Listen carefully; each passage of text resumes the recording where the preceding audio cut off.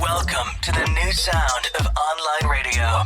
Welcome to the sound of Universal Broadcasting Network. 'Cause you make me feel like I've been locked out of hell. A mix of today's hits and hard-to-find favorites, combined with the most entertaining and intriguing talk anywhere. This is your sound. This is the sound of Universal Broadcasting Network at UBNradio.com. Hello everyone. Welcome to another Rebel Hearts episode. This is your host, Kristie Reeves. And as you know, my show is all about empowering you to become the change that you want to see in the world. So we're bringing you conversations with change makers, paradigm shifters, people who push the human consciousness in order to create a better tomorrow. And today is another Health Wisdom Wednesday. And I believe that we need to become empowered about our health, about our bodies, and get as much information as we can in order to become and stay healthy. So in today's episodes, we will actually talk a lot about nutrition and how nutrition can help you to stay healthy, become healthy, and even reverse illnesses such as diabetes, heart disease, high blood pressure, and much, much more. And I'm so honored about today's guest.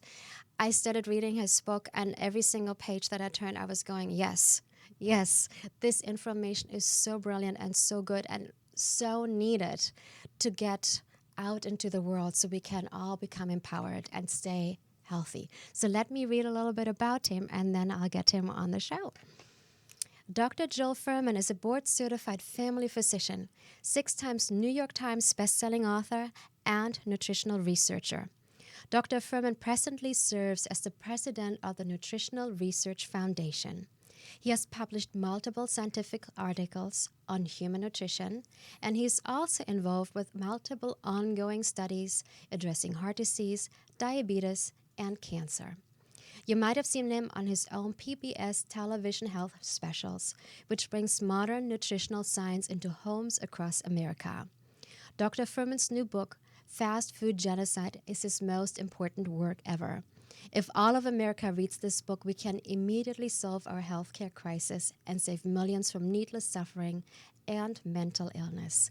I'm so honored that he said he would be on today's show, so please help me to welcome Dr. Joel Fuhrman. Great to be here. Thank you so much for taking the time, and you just came into town today, so I'm really honored that you flew in this morning. That's right. Yeah, thank you so much. So, Dr. Fuhrman, I would like to actually start where it all started for you. I read that it was when you were little, when you were a kid, that you were exposed to nutritional healing, right? That's right. I read a lot of books and articles. I was as a hobby because my father was overweight and sickly, and he started to change his diet and start to learn more about how he could get better health. And a lot of my childhood, we used to drive him around from doctor to doctor while he couldn't even sit up. He was lying in the back of a station wagon on a mattress. Wow.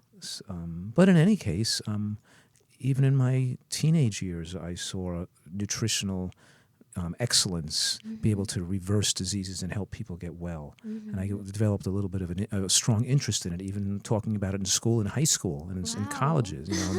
But during high school and college, I was pretty immersed into the figure skating world. I was a competitive figure skater. I was second in the United States in pairs figure skating with my sister in 1973. So it kind of occupied most of my time and interest, was training all day. Yeah. And then when I ended my skating career, it took time, but eventually I decided that I was so passionate about what nutrition can do to aid people and how rewarding it would be to be a physician who was treating people with excellent nutrition and natural methods.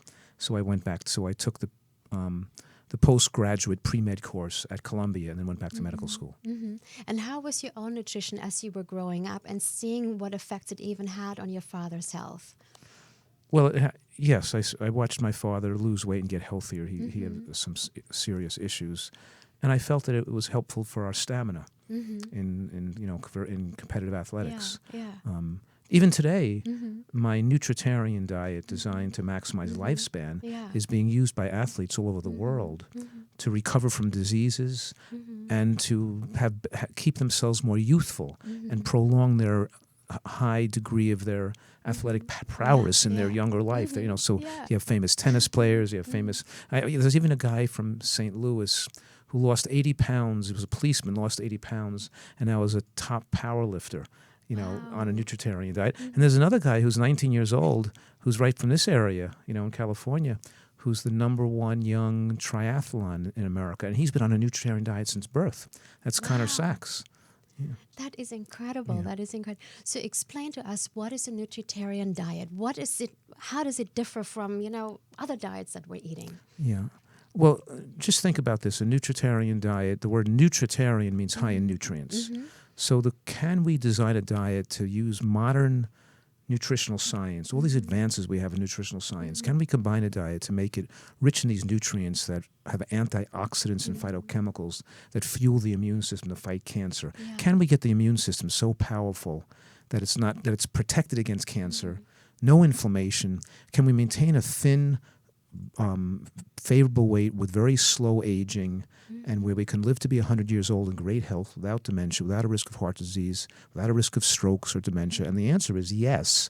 And when you use this diet style designed to maximize human longevity, on people who have diabetes, they achieve a normal weight, their diabetes goes away. When you use it on people with high blood pressure or high cholesterol, their cholesterol normalizes and their high blood pressure goes away in a few months. When you use it on people with headaches, with migraines, with psoriasis, with lupus, with asthma, these diseases melt away. The diet style is designed to be so nutrient-rich and to be so favorable. So it's not based on any one factor. It's trying to make excellent all the factors that extend lifespan. Yeah. One basic principle of a NutriTarian diet is that you should not consume excess calories. But you have to eat less calories, moderately less, in an environment of micronutrient adequacy. Now, micronutrients don't contain calories. Those are vitamins, minerals, and phytochemicals and antioxidants. But the caloric-containing macronutrients, carbohydrates, proteins, and fats, Americans consume way too much, and it ages them even if they don't become overweight. So right now we have about the health authorities say about 70% of Americans are overweight, but they use a BMI of 25 as the demarcation line for defining what an overweight person is. And in the blue zones, in all societies where we have a lot of centenarians, people living to be 100 years old, they're not even near having a BMI of 25. The BMI is always below 23. Okay. If we use the BMI of 23 as the criteria for overweight, then we have 90% of Americans are overweight, not just 70%. And if we look at the 10% that have a normal weight, the vast majority of those, about 8%, are cigarette smokers, alcoholics, autoimmune conditions, have depression, irritable bowel syndrome, digestive disorders, occult cancers. In other words, what I'm saying is there's reasons why they're a normal weight. It's usually that they're sickly. Yeah. Very few Americans are at an ideal weight because they've earned it through excellent nutrition. And that takes even overeating a little bit takes tremendous years off your life. Let's say you ate 50 calories a day too much, right? Well, 50 calories times 365 days a year, that's about 20,000 for over 10 years. That's about 60 pounds. Yeah. Just 50 calories a day too much. Wow. Just 25 calories a day too much will put 15 pounds on your body, and that's going to take 15, 20 years off your life. Now, let's say you ate 50 calories a day too little. Would you become too thin? Would you become anorexic? And the answer is no, because you'd actually strengthen your bones, your muscles, by eating just a little bit too little, because your body would slow down its metabolic rate, so you'd age slower. So you maintain your youthful strength and vigor longer. Your body temperature would lower, so you'd age slower. Your body metabolism and your respiratory quotient would go down, meaning you wouldn't throw off so many calories through your breathing apparatus. So you'd conserve calories better. See, most of America is thinking they're looking for a gimmick or a trick so they can speed up their metabolic rates so they can eat more food and not get fat. But when you speed up your metabolic rate, you're accelerating the rate at which you're aging. What we really want to do is live in a manner to slow down our metabolic rate so we can eat less food and not get too thin. So we can maintain all our muscle strength with less calories. That makes so much sense. So it's the opposite of what people are thinking. And one of my major contribution to this field of nutritional science and this talking about this, about restricting calories, is that when you eat more nutrients, you don't have to use any willpower to restrict calories. Yeah. When you're eating more nutrients and fibers, your body naturally is satisfied with a lower amount of calories.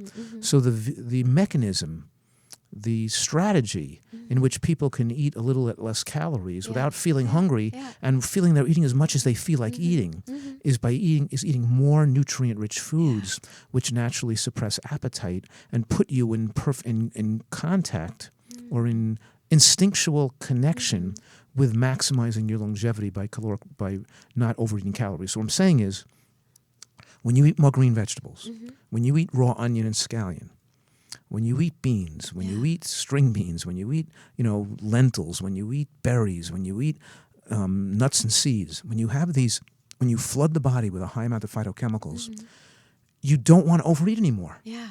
You're connected to the amount of calories your body needs. You're flooding your body with nutrients. The point I'm making here, and I published a study in Nutrition Journal 2012 with over 750 people, showing that as they increased the nutritional quality of their diet, their food cravings and their appetite went down, and their hunger reduced. The title of that study was called Changing Perceptions of Hunger on a High Nutrient Density Diet, showing that we can dial in nutrient density and dial down hunger and appetite. And the opposite is true. When people eat processed foods, when they eat foods that do not contain nutrients in them, it drives their caloric driver. Their appetite goes off the roof. They become a food-eating machine, and they feel sickly and weak and fatigued if they're not constantly digesting food. Yeah. So what I'm saying right now is one of the main reasons people become overweight is because their diet doesn't supply them with sufficient micronutrients.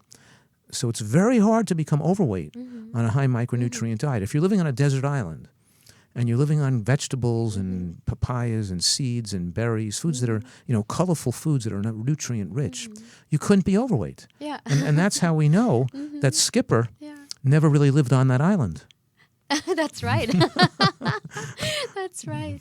And thank you for saying that, because I see so many people are trying to lose weight or shed weight, whatever word we want to use, and then they go on these diet meals that are so, and I look at the ingredients. I'm a big label reader. I will never buy something new in the grocery store without reading the label.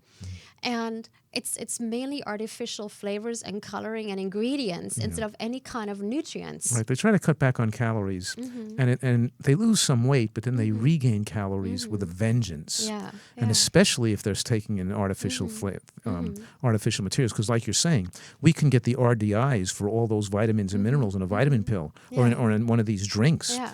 But there are thousands of phytochemicals and antioxidants in real food, and most of these aren't even been discovered yet. You cannot replace what nature put into these colorful foods and think you can get it with a processed food or a vitamin pill. You have to eat green vegetables. You have to eat your reds and your oranges and your purples and your blacks. You have to eat all these colorful plant foods and also your brain needs a continual supply of antioxidants and phytochemicals to make so you don't lose brain cell function as you age. But so that's the first principle of a Nutritarian diet, the idea that we want to flood the body with enough nutrients to slow the aging process. The second principle is you want the diet to be hormonally favorable because certain hormones drive aging and even drive fat storage, cellular replication, and cancer. Hormones like estrogen and insulin and IGF-1 or insulin-like growth factor 1. So the American diet, let's say we eat a pizza or a white bread or a croissant or a bagel. Well, those are made mostly of white flour. And white flour is broken down very rapidly and absorbed quickly, so we flood the body with glucose. Those are called high glycemic foods because such a high amount of glucose enters the bloodstream so quickly. So if I ate 200 calories of a bagel, it would enter the bloodstream in 3 to 10 minutes. I'd have those 200 calories of glucose entering the bloodstream. But if I ate 200 calories of beans, for example, those 200 calories of carbohydrates would enter the bloodstream over a 2 to 3 hour period. You'd only get about 10 calories coming in every 5 or 10 minutes, not 200. So the point I'm making right now is that the body doesn't produce a lot of insulin in response to lower glycemic carbohydrates. By the way, beans are about 30% of calories from protein. They're high protein and they have carbohydrates, but the carbohydrates they contain are slowly digestible starches and resistant starches that enter the bloodstream very slowly. But what I'm saying right now is when we eat sugar, when we eat maple syrup and honey and coconut sugar and any kind, guave nectar, all these natural sweeteners, it's still, the body doesn't view it differently. It's still a flood of glucose entering the bloodstream. When you have so much glucose entering the bloodstream at one time, it spikes up the insulin response. The insulin stays circulating for hours. And insulin is a fat storage hormone. It drives the storage of fat.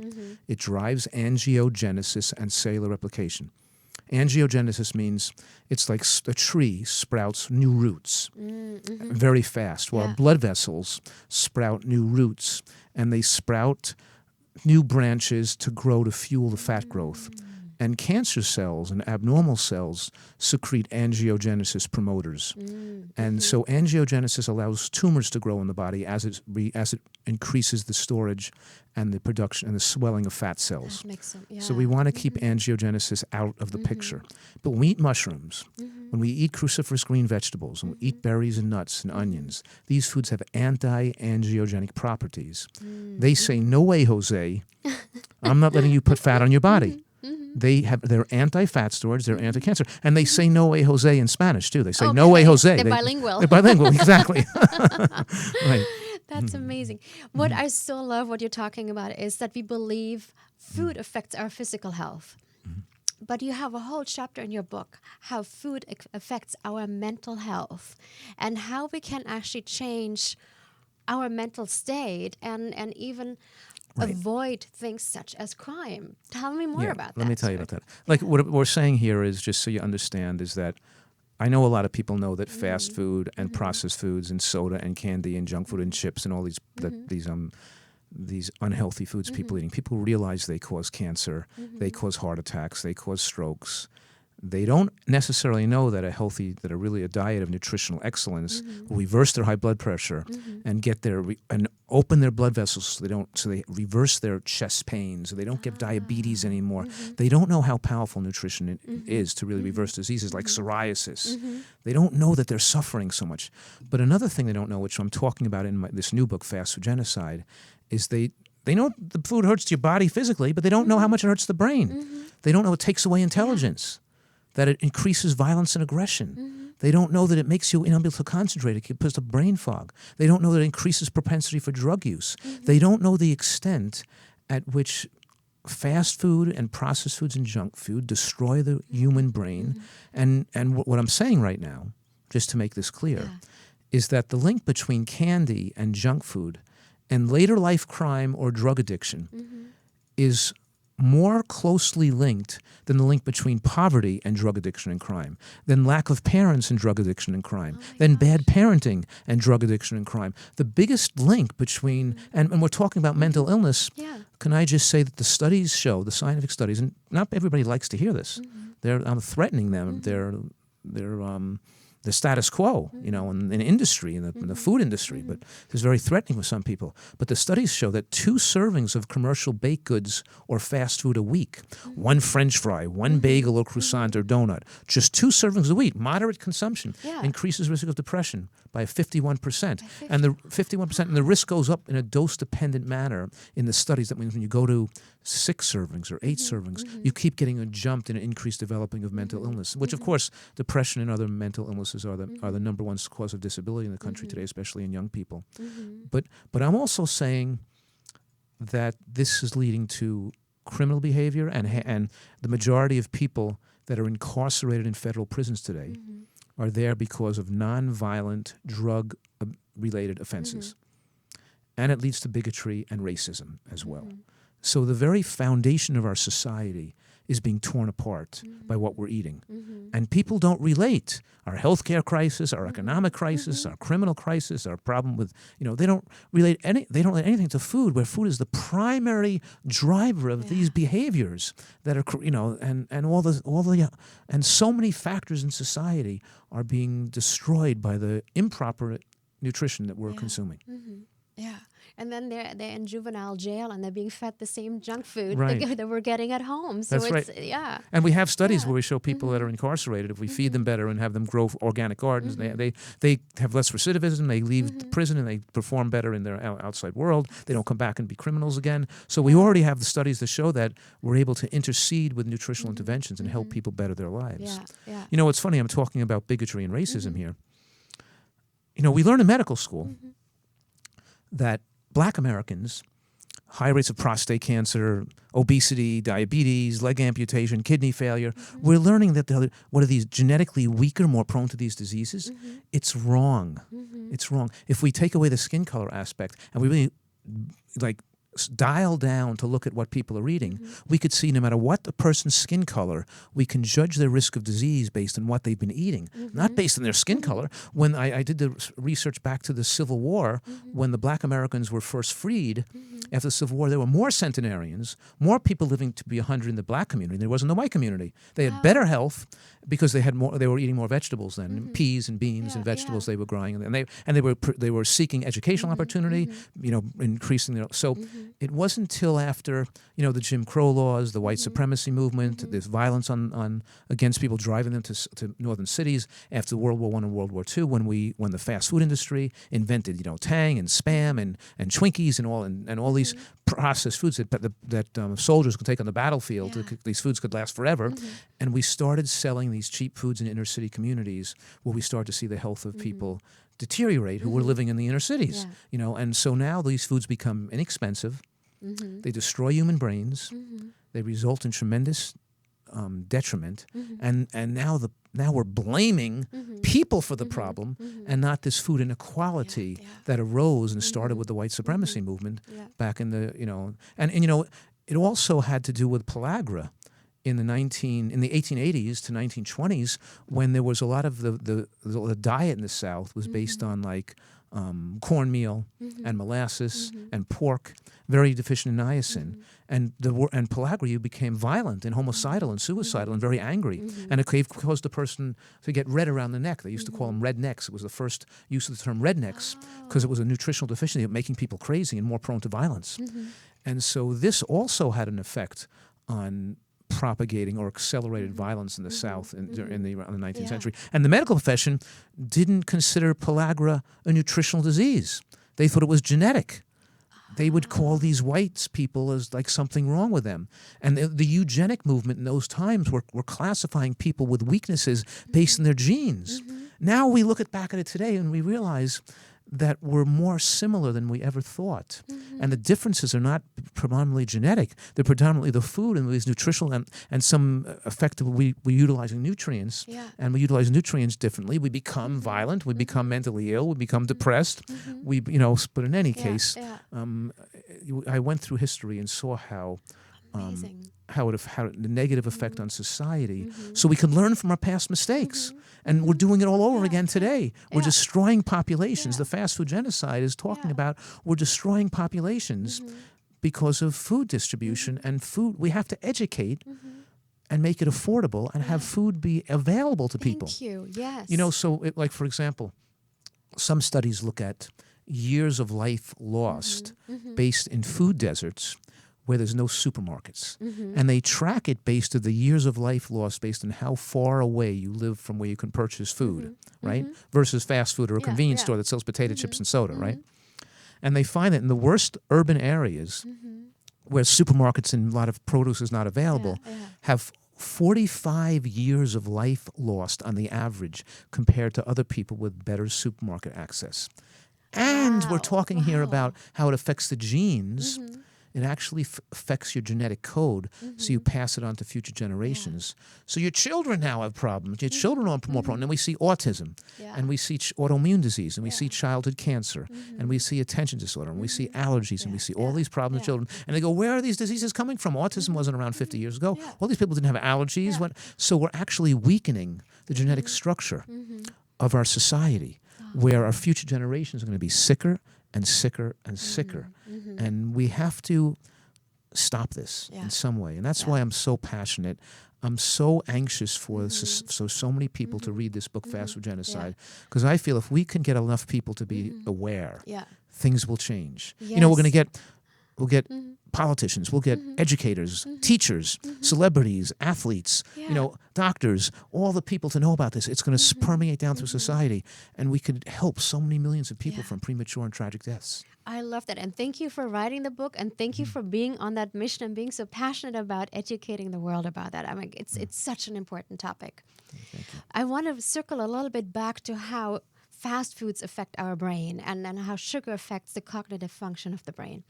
And it's very interesting that you're bringing up the whole how genes are being affected over the generations. Right. I've been working with the University for Integrative Energetic Medicine and Psychoneurology for the past 6 years. So our big thing is psychiatric labeling and the increase in psychiatric diagnosis and the number of children being diagnosed. And put on drugs. Yeah. Amazing. It's right now, I think I got the latest statistics are actually showing that nearly 300,000 children 12 months or younger on some kind of psychotropic drugs. Unbelievable. 10 million kids worldwide. And the number of psychiatric disorders that is in the DSM has gone from 150 in the 1950s to 380 It's amazing. right now. And I'm like, amazing. and I'm kept going like, where's this coming It's from? almost like the pharmaceutical and medical industry Yeah. is in collusion with the food industry Yeah. to make sick people that they can treat with drugs. And now Exactly, drugs, the yeah. first thing you learn in medical school is that drugs are poisonous. Yeah. They're toxic. Yeah. And they have effects. You don't just get something good, you also always get something bad. Yeah, For yeah. example, when you take calcium channel blockers to lower your blood pressure, 10-year period doubles the risk of breast cancer in women in a study. Yeah. We're talking about you paid breast cancer. If you ate right, if you never had those drugs, the doctor Yeah. would have to smack your head against the wall and say you got to change your diet, stop eating processed foods and fast Yeah. foods, and again, lower your blood pressure down. But we have a pill, and the pill is I call the prescription pad a permission slip. I call it the Band-Aid. But yeah, because now the person though has permission to live the same lifestyle that caused the problem to Yeah. begin with, Yeah. and their inevitable consequences, their diseases will advance little by little, requiring more medication, more sickness, more tragedy, more death. Yeah. And this is actually one of the questions I have for you, and I'm going to ask you in a second. I just want to share something with you. I had a dear friend of mine on the show. She has a podcast called Food Heals because both of her parents were diagnosed with cancer. Her mom was even told to continue smoking after the diagnosis. And when she said to the doctors, well, is there something that we can do with nutrition? She was told, it's not going to make any difference. Right. And it feels like there is such a need to educate the masses how powerful nutrition is, especially in what we would call a severe illness, such as cancer, such as diabetes, such as heart disease. But how do we get the people, because it's so convenient to just pop the pill and go back to our lifestyle, not looking at, because it takes effort, it takes responsibility to change our lifestyle, to eat differently, to educate ourselves. Well, yes, what you're saying is true, but it's also these foods people are eating are highly addictive. And change is difficult because once you're a food addict, like most Americans are, you've lost control of your brain. You've lost the keys to the bank. So the addiction becomes the major force driving your behavior and your choices in life. So the brain is dummied down. Yeah. You no longer can think logically as well, and you're feeling ill. So that you don't just get the high from eating the processed foods. You also now feel shaky and anxious if you don't eat them. It's the same thing if you're coming off cocaine or coming off tobacco. When you're used to bolusing huge amount of calories in the bloodstream very rapidly, and you feel okay, then when you go into the catabolic phase of the digestive cycle, when you're not digesting food anymore, your body starts to repair from the damage. And the repair of the damage is when you're like stopping smoking or getting off the alcohol, the body starts repairing and throwing out the waste products. That's uncomfortable. Yeah. You're fatigued and shaky and you have stomach cramp and you have a headache and you want to feel good again, so you eat the food again. Yeah. But then you're thinking that, I'm hypoglycemic. I need these foods, or I need them to keep my energy up. So the people have a complete disconnect with the amount of food they require, because their body requires requires the excess calories just to keep feeling okay, so they can keep working and keep surviving. They don't understand that it's about 3 days of feeling ill when you get off those junk foods and get onto a healthy diet. 2 or 3 days of feeling ill is a small price to pay for the rest of your life being healthy.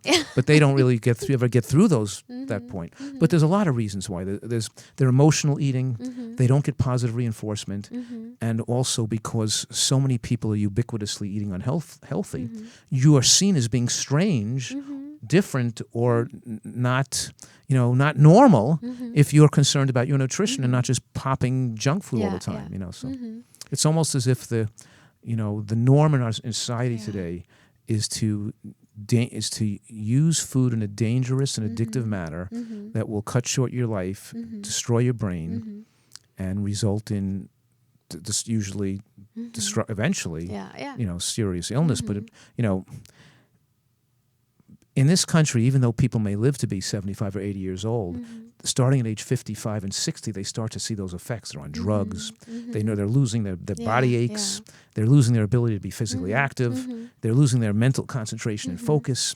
So it's a lot of things are going on where you and while all this healthcare crisis is occurring, that was completely unaffordable with so many sick people, while that's going on, we have so much information that we can get people to be free of these diseases so easily, and they can live to be 100 years old with great health, with their full mental faculties intact, with their physical capacities, feeling great without being in pain, without osteoarthritis and osteoporosis. In other words, we have so much ability to control our health destiny. And there's a growing number of people taking advantage of it. Yeah. But it's still... Especially in LA. What's that? Yeah. Especially in LA, yeah. Yeah, right. Yeah. So what are the solutions? Where do we start educating? Where do we go in order to create that change in consciousness? That it's gonna. I see like a wave going out. So the masses are catching up to that. I hope so. It's education. Another thing is that we learned in the ivory towers of the universities and medical schools. Besides, is that these people with lower economic opportunity in inner city areas, they're not going to. They say they're not going to change your diet and eat healthy no matter what you do. You're wasting your time. This is what we're told, right? Yeah. But when you go there, and I speak to large numbers of people with economic challenges, they see the obesity, the diabetes, the leg amputations, the strokes. Do you know that urban centers with where the diet is mostly fast food have 7 times the risk of stroke before age 45, putting 30, 40, and 50-year-olds into nursing homes for the rest of their lives, destroying families. And so I gave a lecture, I think it was 2 days ago in Tucson, Arizona, and I asked the crowd, I said, how many people have been stabbed by a knife? There were like 500 people in the audience. 2 people raised their hand. How many people were shot by a gun? 1 person raised their hand. About 500 people or more in that crowd. I said, okay, how many people have somebody, either them or their family, heart attacks, strokes, dementia, or cancer? The whole place stood up and raised their hand. And I said, you better get out of that neighborhood. That's a dangerous neighborhood to be living in. We're living in this neighborhood where we're killing ourselves with food. But here's the point I'm making, is that when I expose these people to the knowledge, show them it can make it taste good, when food availability is brought to them, and they see that they're ripe for change, they do make the changes, it works. Even Mayor Bloomberg in New York, when he proposed that soda tax, and people made a big stink about the nanny in chief, but with the discussion about soda, New Yorkers started to drink less soda. And and then when he allowed food stamps to be used for the carts that had fruits and vegetables in areas all around New York and in Brooklyn and Harlem and Staten Island, he allowed food carts and he gave special discounts if they used healthy foods for the food stamps. They could get more food for food stamps if they bought healthy food versus junk food. And you know what happened? The health and lifespans of New Yorkers increased dramatically. Wow. And and they added years to New Yorkers' lives. Wow. And we stopped seeing so much. So these interventions do work. If we could institute, training and education and food access and teaching this material, people are hungry for the information. But you can't just put out the food. You have to educate people. We have to have food availability. We have to show them how to make it taste great, discuss the dangers and how this unfair social deprivation has put people at significant risk. And they've got to band together socially and collectively to have goodwill for each other. We can band together as Americans. We can work together because one thing as Americans we will believe in, I think, is of equal opportunity for everybody and to have the American dream, right? To do well in life, to be happy, to have fun, to be economically stable, right? We want everybody to have that equal opportunity, and we want to bring everybody up along for the ride, right? We don't want to have so much disequality, and we're only going to do this if we educate our population better about food inequality and food distribution and the importance of eating healthy, because then you get your full intelligence to do well in school. If you're not eating good foods, you can't perform well in school. You can't pursue an education. You can't have a good job. You can't make a good living if you're not eating good, healthy foods because it's destructive to your brain. Yeah. Your intelligence is affected by what you eat more than any other factor. Yeah. And what an amazing thing to know that I can increase my math grades just by eating healthy food. That's How right. simple is that? That's right. Get an A+ in math just because I ate my greens this week. There's something really important that you're bringing up in the book too, which is, we're a tribal cultures. We like to be in a tribe, and the tribe affects our behavior, so it affects our food behaviors. Absolutely. So talk a little bit more about that, That's please. right. We've had great studies going on that show, the gang mentality has a very negative effect. But see, it's shown that people who are socially isolated and have social deprivation, they have more problem eating healthy. Because which comes first, the food or the social deprivation? But one thing that really helps people eat healthy is when they have purpose in life. Yeah. If we can bring people together in groups or gangs for a good social purpose, where they're using each other to have goodwill for humanity, put people together, have a club, and that club does something good, useful for humanity to help other people. And that has an positive effect on the brain. And we see when people band together to do good things, they start eating healthier. You know what I mean? And when they band together to have bad things, they eat less healthy. So we're saying that we're doing a lot of studies on social energy. Yeah. And humans, as a social animal, need positive interactions and Yeah. positive support from other people. And when they get that, it's very healing to the human brain.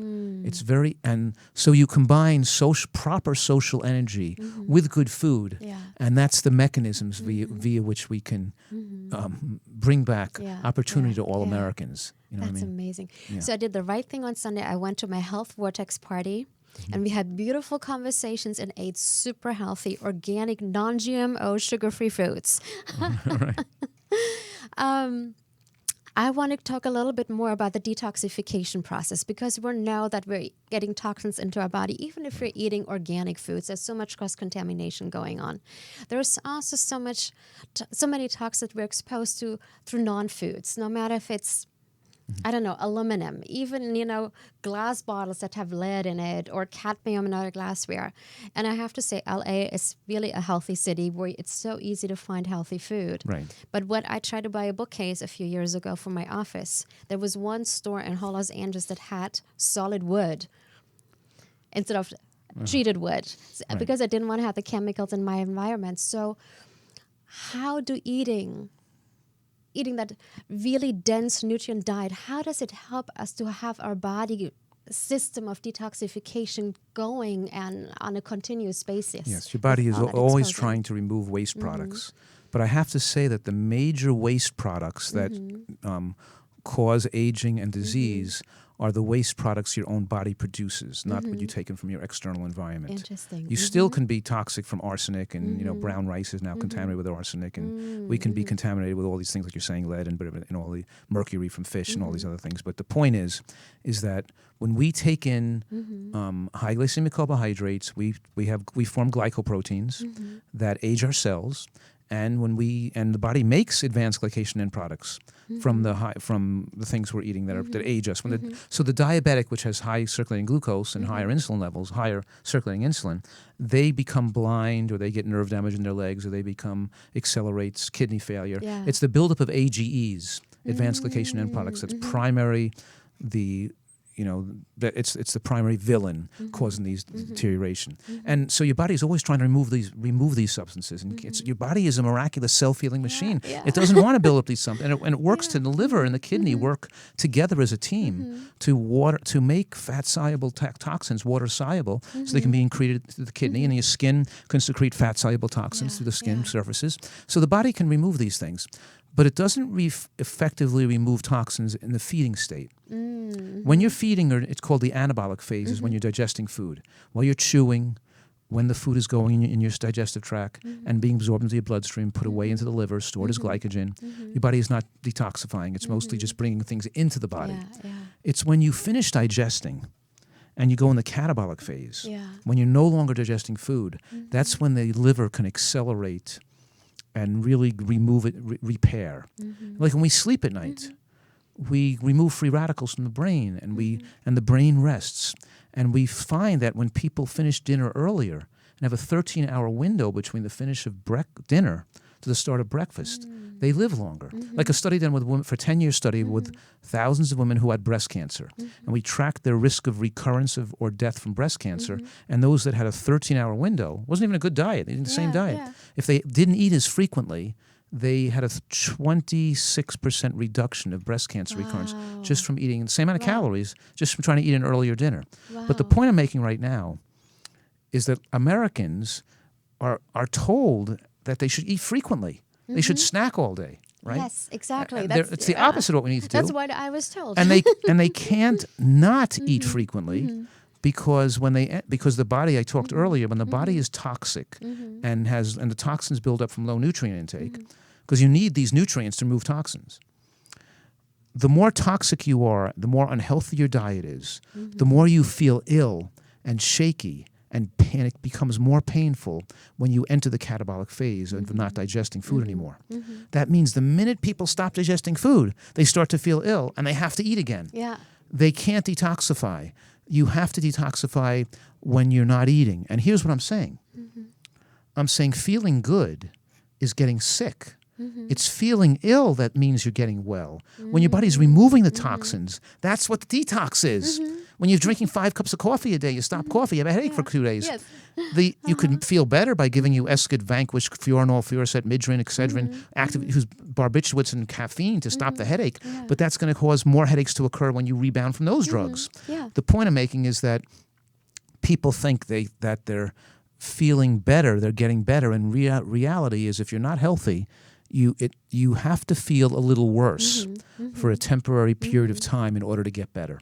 You have to allow these toxins to come out of your body. And it may mean you may feel fatigued. It doesn't mean you have to eat for energy. Food you eat when you're hungry, not when you're fatigued. So a lot of people feel fatigued and they stimulate themselves with food to keep going. Coffee. Or coffee. Right. And they don't understand these concepts, and it leads to their ill health. Yeah. You know? Yeah. So we're talking about detoxifying from self-induced waste. The body produces its own waste, the waste in food, and of course the waste and the toxins in our environment as well. The body can do it. When you're fed properly, we're finding that people who eat an excellent diet, no matter where they live, even inner cities with pollution and cars and everything else, they still have very low levels of these toxins compared to people who eat unhealthy. Your body can remove the toxins better when you eat healthier.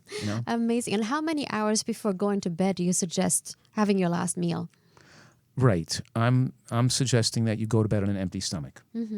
Some nights even I try to go to bed where I'm a touch hungry. Like I try to finish. So some days I could get home early. I can eat dinner at 5 o'clock.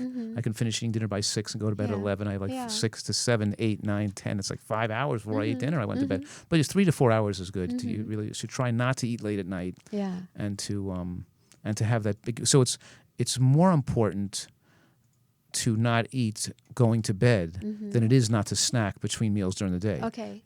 I want people to not snack and eat less frequently. But the most important time not to eat frequently and not to overeat is at nighttime before you go to bed. You want to go to bed on an empty stomach to prolong human lifespan. Amazing, amazing. Which one of your books is probably the best one to look at?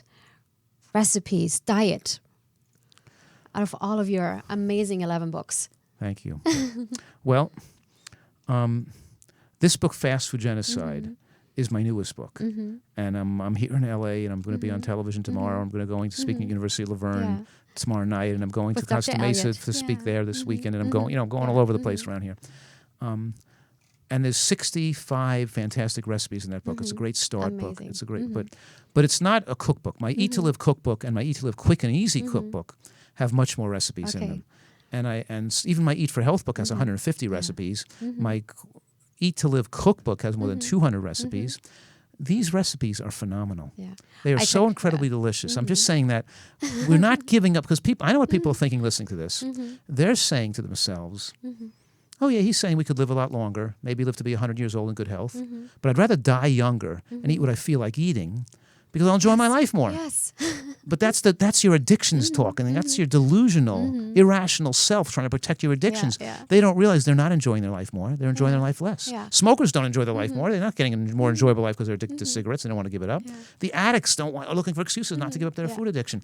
But the point I'm making now is that people love eating this way. They love these foods. I make great, incredible ice cream. Like I just take, for example, 2 frozen bananas, a handful of raw macadamia nuts or walnuts in the blender, with a teaspoon of vanilla bean powder, not vanilla bean extract. The secret ingredient is real ground vanilla bean. You grind that up with the macadamia nuts and the bananas. It is so delicious. And Amazing. It's eating something good. You want to make chocolate ice cream? Put some unsweetened cocoa in there and add a date and put it in there too. Yeah. And so but we make not just desserts, but whether it's wok dishes or soups or salad dressings, we're showing people how healthy food can taste really gourmet. Like you're eating great tasting restaurant food in your own home, and it's super healthy, protects your brain.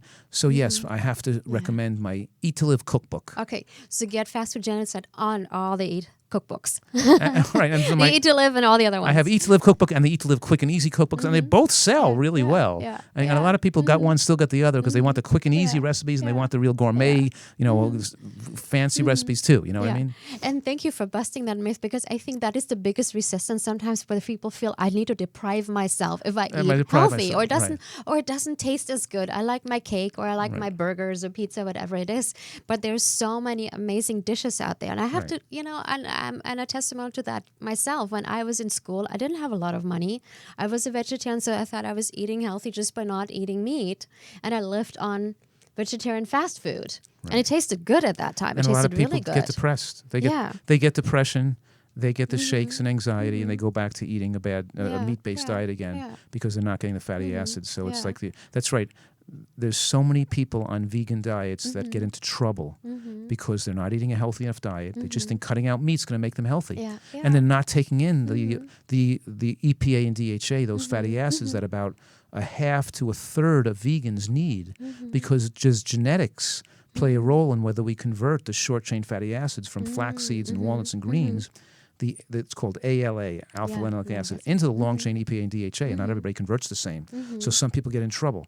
In other words, what I'm saying is that on a NutriTarian diet, we consider the genetic variability of people, and we have people understand the science involved in making sure whether they're a vegan or a near vegan, or whatever, that they make sure they're not missing any particular nutrients that they may need to maximize their health. Because so many nutritional gurus will give out a good diet, but then 10% of people won't thrive on that diet, and they didn't really explain about the genetic variability where some people may not thrive, and give those people the reasons and what they should do to make sure they can do well. So there's subtle differences, and I have to say that, I'm not trying to blow my own horn, but I'm saying I'm trying to, but I have been in practice with this community for more than 25 years now, making sure that we don't take chances with people's lives, don't make the mistakes that can get people into trouble, and make sure everybody thrives and does the right thing.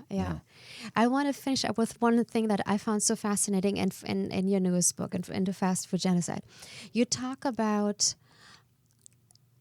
it doesn't start in the womb stage. It starts preconception, how the mother prepares herself nutritionally before conception. Would you just talk to us about that for a moment? That's right. It's not what you eat when you're pregnant that it just affects the health of your child. It's what you ate your whole life. When you were a teenager, affects the health of your child. When you have a child when you were 30, it's affected by what you ate when you were a child too. So we're talking here about that your eggs for your children are formed in your body when you're in your mother's womb, when your nails and eyes and ears are being formed. Your eggs of your children are being formed at the same time. And just like you can damage your body, you can damage your eggs for your future children when you eat an unhealthy diet throughout your whole life. What I'm saying right now is that childhood cancer is linked to the mother's diet, lack of green vegetables, and the consumption of luncheon meats, like the nitroso compounds in the heterocyclic amines in barbecued and fried foods and grilled foods, and the lack of green vegetables. You're more, even before conception, are linked to increased risk of childhood cancer and brain tumors in your offspring. So we're talking about people gambling. When you're eating these unhealthy foods, you're gambling with your children. And even I showed in the book the science that shows these epigenetic changes can be passed on to multiple generations, meaning when you eat poorly, you're affecting the health of your grandchildren potentially as well. And the opposite is true. So it's very, very, this scientific information, and people, I was on the Dr. Oz show, and it seemed like people are angry at me for ratting out the bad effects of the potato chips and French fries, which cause cancer, right? And I'm saying it's not giving people opinion. I'm reporting on the scientific studies and making these studies understandable and putting the pieces together in a way that people can see the story that makes it interesting, understandable, applicable to what's happening around us, and so we can fix things. And I'm making it fun and tasty. You know what I mean? So this is not about just giving people the negative. It's about giving them a very, very positive hope that they can control their health destiny, live longer than ever before, not be depressed, get a better mental, encouraged, get their brain working better, be happier, have a better life, enjoy your life more, do things you want to do in life. Succeed, so this is about giving people the opportunity for much greater happiness and opportunity. This is not just about negative. You know what I mean? Yeah, amazing. Unfortunately, we're getting to the end of the show. I have so much more that I would have loved to talk to you about, but I hope every one of our listeners is going out there tonight and buying your book and reading all about the amazing knowledge you're bringing forth. Would you have one more final message, a final piece of inspiration for all the rebel hearts out there in the world? Well, I think I could emphasize one more time, don't be complacent and satisfied with being sick. If you're diabetic or overweight, you may have tried things in the past that made you throw in the towel and give up. Don't give up. Learn this information. It really works. Number 2, if you're on blood pressure medication, you're diabetic, cholesterol drugs, headaches, or you have medical problems, don't just think doctors with drugs are the answer. Learn learn about what nutrition can do to fix your condition. I want to give people the hope, and they have to recognize that nutritional excellence is much more powerful a therapeutic tool than going to a doctor and taking drugs are. And people, I want to give them hope and realize they can get well and have a great, healthy, and long life ahead of them. Thank you for doing that. Thank you. You are welcome. What is the best way to get a hold of you? If people I want people to, they can go to Amazon and get Fast Food Genocide. The book has just come out last week. But they can come to drfuhrman.com, DrFuhrman, and learn a lot of information, a lot of great recipes, a lot of teaching there. And I have a member center where people who have medical conditions and people who really have strong interest can actually join the membership and read all my questions and get recipes and track their progress. And even an Ask the Dr Forum where they can ask me and my medical staff questions. So I really want to make it so that remove people's obstacles to change and make them, if they really want to get well and take better care of their health, we're giving them the tools to make sure they succeed. I have to say, I so applaud the mission that you're on. Thank you for doing what you have been doing, what you are doing, what you will be doing. Thank you. Thank you for being such an incredible change maker and pioneer. And Rebel Hearts, everybody who's watching this interview, and some of you might be listening to it later on iHeartRadio or on iTunes, please share with your friends, your family members, anybody who could use that information. I think pretty much anybody in the world. Share it with anyone in the world. Share it with anyone who you know. Everybody's got to learn this. Everybody's got to learn this. Pass it on. Get Dr. Fuhrman's book. And help us spread that message, please. So thank you so much. Thank you for the honor of being on the show today. My pleasure. And Rebel Hearts, that's it for today. And we'll see you again next Wednesday. And in the meantime, remember to rebel on. Shows that make you laugh. Shows that make you think. Music that moves you. It could only be one place. Universal Broadcasting Network. Tune in at ubnradio.com.